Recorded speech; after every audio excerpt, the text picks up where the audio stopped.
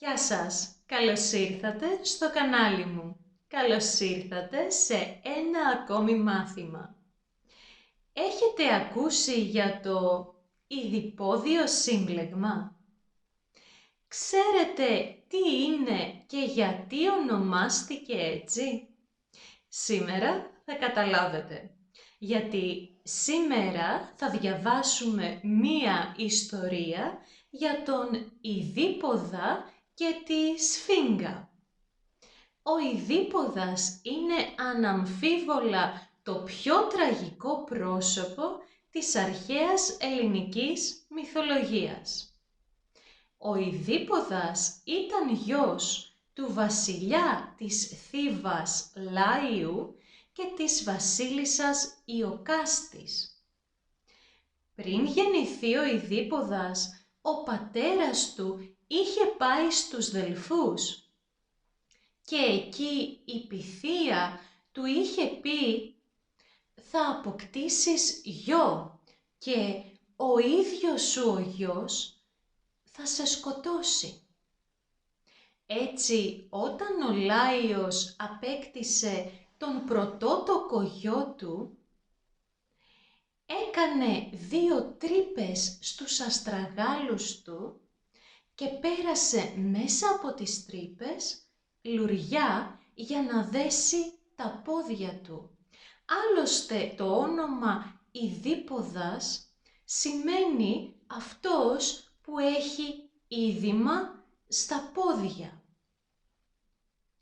Στη συνέχεια ζήτησε από έναν βοσκό να πάρει το άτυχο μωράκι και να το αφήσει στο βουνό για να το φάνε τα άγρια ζώα. Ο Λάιος πίστευε πως αν σκότωνε τον γιο του τώρα που ήταν μικρός, δεν θα μπορούσε αργότερα ο γιος του να σκοτώσει τον ίδιο. Ο βοσκός όμως λυπήθηκε το άτυχο μωράκι και το έδωσε σε έναν άλλον βοσκό. Ο δεύτερος βοσκός με τη σειρά του έδωσε τον ειδίποδα στη βασίλισσα της Κορίνθου που δεν μπορούσε να αποκτήσει δικά της παιδιά. Έτσι ο ειδίποδας μεγάλωσε στο παλάτι της Κορίνθου ως διάδοχος του βασιλιά της Κορίνθου, δηλαδή του θετού του πατέρα. Όταν μεγάλωσε, άκουσε τυχαία τους φίλους του να λένε ότι ήταν νόθος γιος του βασιλικού ζευγαριού. Ο ειδίποδας ρώτησε τους γονείς του, όμως ο βασιλιάς και η βασίλισσα της Κορίνθου δεν μπόρεσαν να του πουν την αλήθεια. Ο ειδίποδας, έχοντας ακόμη αμφιβολίες, πήγε στο μαντίο των Δελφών. Εκεί η Πυθία, τρομαγμένη, του είπε «Ειδίποδα, φρικτή μοίρα σε συνοδεύει. Θα σκοτώσεις τον πατέρα σου, θα παντρευτείς την μητέρα σου και θα αποκτήσεις μαζί της παιδιά». Ο ειδίποδας φοβήθηκε. Για να μην σκοτώσει τον πατέρα του και για να μην κοιμηθεί με τη μητέρα του, αυτούς που νόμιζε πως ήταν γονείς του, δηλαδή το βασιλιά και τη βασίλισσα της Κορίνθου, αποφάσισε να μην επιστρέψει ποτέ στην Κόρινθο. Έτσι άρχισε να περιπλανιέται, όμως η μοίρα του τον οδήγησε στη Θήβα, εκεί που έμεναν οι βιολογικοί του γονείς. Στον δρόμο συνάντησε ένα άρμα που ερχόταν από την αντίθετη κατεύθυνση. Πάνω στο άρμα ήταν ένας πλούσιος άντρας και οι υπηρέτες του. Ένας από τους υπηρέτες πρόσβαλε τον ειδίποδα και ακολούθησε καυγάς.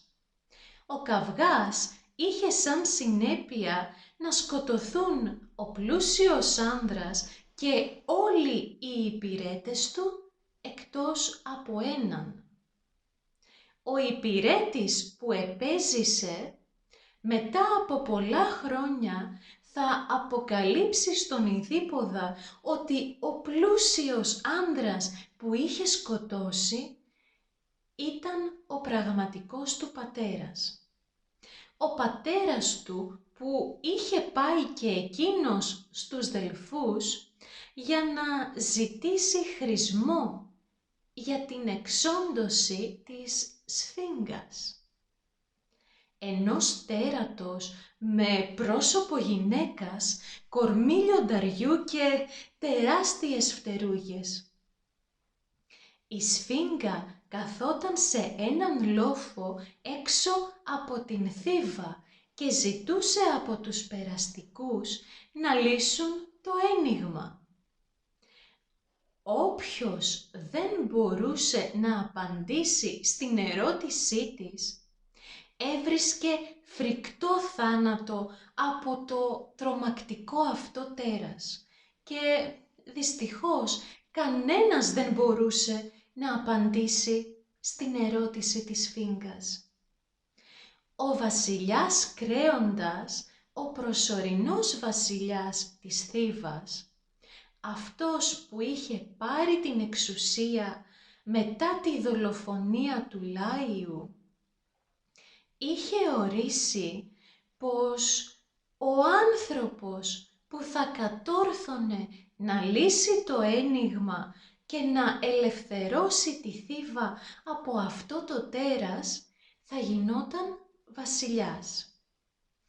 Όπως καταλαβαίνετε, ο ειδίποδας κατάφερε να λύσει το ένιγμα και να γίνει βασιλιάς της Θήβας, άρα και σύζυγος της βασίλισσας, δηλαδή της μητέρας του. Πάμε να διαβάσουμε τώρα για το ένιγμα της Σφίγγας και μετά θα σας πω τη συνέχεια της ιστορίας. Το όρος Φίκιο δέσποζε σαν άγρυπνος φρουρός πάνω από την πόλη της Θήβας. Άγριο και γεμάτο βράχια και απότομες χαράδρες, ήταν σχεδόν απροσπέλαστο. Ο ένας και μοναδικός δρόμος που το διέσχιζε οδηγούσε στην πόλη.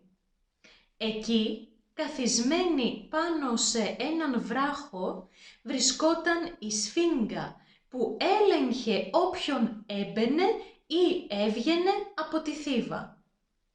Είχε σώμα λιονταριού, πρόσωπο τρομακτικής γυναίκας και δύο μεγάλα και δυνατά φτερά στην πλάτη. Η Σφίγγα ήξερε τα πάντα. Γνώριζε τα μυστικά που έκρυβαν οι άνθρωποι βαθιά στις καρδιές τους, αλλά και τα μυστήρια που κλωθογύριζαν στο μυαλό των θεών. Όποιος ξένος ήθελε να μπει στην πόλη, έπρεπε πρώτα να απαντήσει στο ένιγμα που του έθετε αυτό το παράξενο «ον». Το ίδιο πάντα ένιγμα, ίδιο και απαράλλακτο. Ποιο πλάσμα έχει 4 πόδια το πρωί, 2 το μεσημέρι και 3 το βράδυ? Όποιος το μάντευε επιτρεπόταν να μπει.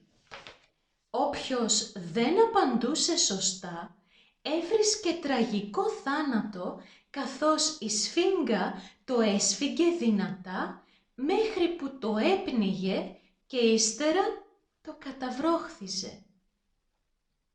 Μόνο που σε αυτό το ένιγμα δεν μπορούσε κανείς να μαντέψει την απάντηση. Απελπισμένος ο Κρέοντας, ο βασιλιάς της Θήβας, υποσχέθηκε να χαρίσει τον θρόνο του σε όποιον κατάφερνε επιτέλους να το λύσει. Κάτι τέτοιο όμως ήταν αδύνατον, γιατί το ένιγμα το είχαν επινοήσει οι μούσες. 9 θεότητες που λάτρευαν τους γρίφους και τα παιχνίδια. Και έτσι η Σφίγγα συνέχιζε να εξοντώνει όσους διεκδικούσαν τον θρόνο. Ένα βράδυ, καθώς ο άνεμος χάιδευε την άμμο και οι κέδροι σκόρπιζαν στον αέρα το γλυκό τους άρωμα, ένας ταξιδιώτης εμφανίστηκε λίγο έξω από τη Θήβα. Φορούσε μακρύ μανδύα και περπατούσε αργά, σημάδι πως ήταν σκεπτικός. Το όνομά του ήταν Ιδίπποδας. Είχε μόλις πάρει έναν δυσίωνο χρησμό από το μαντίο των Δελφών και δεν ήθελε να επιστρέψει στην Κόρινθο, στην πόλη όπου μεγάλωσε, από φόβο μήπως κάνει κακό στους γονείς του. Όπως πάντα, η Σφίγγα σταμάτησε τον διαβάτη και τον ρώτησε με βροντερή φωνή. «Για πες μου, ξένε, μήπως ξέρεις ποιο πλάσμα έχει 4 πόδια το πρωί, 2 το μεσημέρι και 3 το βράδυ?» Προς μεγάλη της έκπληξη, ο Ιδίπποδας, δίχως να προβληματιστεί, χαμογέλασε.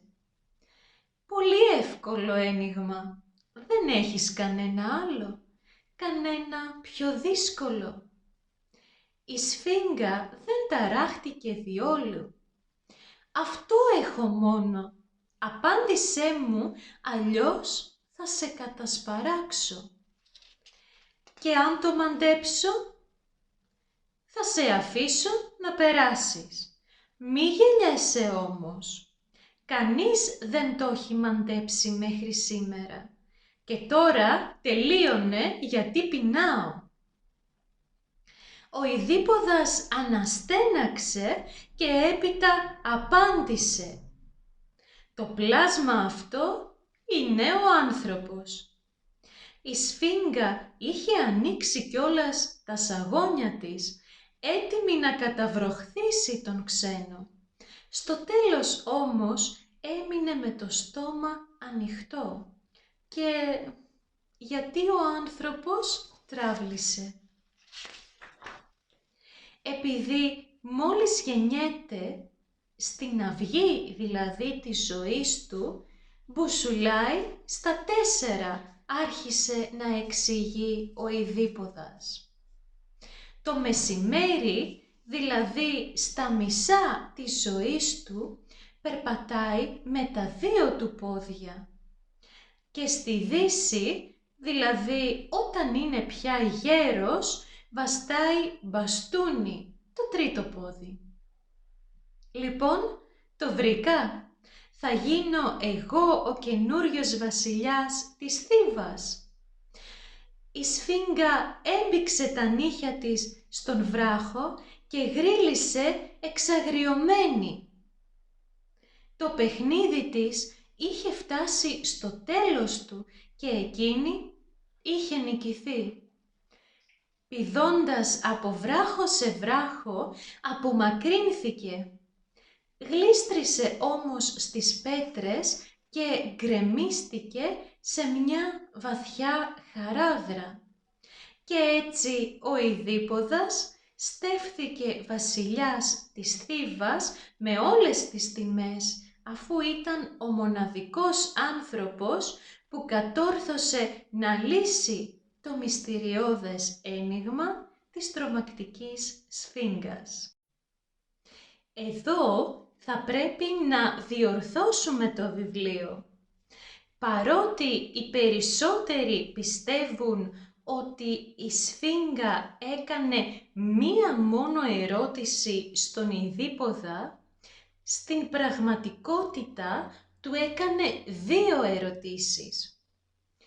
Αφού ο Ιδίπποδας της είπε πως Ο άνθρωπος είναι αυτός που όταν γεννιέται μπουσουλάει, αργότερα περπατάει με τα δύο του πόδια και όταν είναι ηλικιωμένος χρησιμοποιεί μπαστούνι, η Σφίγγα του είπε: υπάρχουν δύο αδερφές. Η μία γεννάει την άλλη και η άλλη γεννάει τη μία. Ο Ιδίπποδας το σκέφτηκε πολύ καλά και μετά της απάντησε: οι δύο αδερφές είναι η ημέρα και η νύχτα. Με αυτή την απάντησή του νίκησε τη Σφίγγα, μπήκε στη Θήβα, έγινε βασιλιάς και όπως είπαμε παντρεύτηκε τη βασίλισσα Ιωκάστη, δηλαδή τη μητέρα του. Απέκτησε μαζί της παιδιά. Το πιο γνωστό από τα παιδιά του, που ήταν και αδέρφια του, είναι η πολύ γνωστή σε όλους μας Αντιγόνη.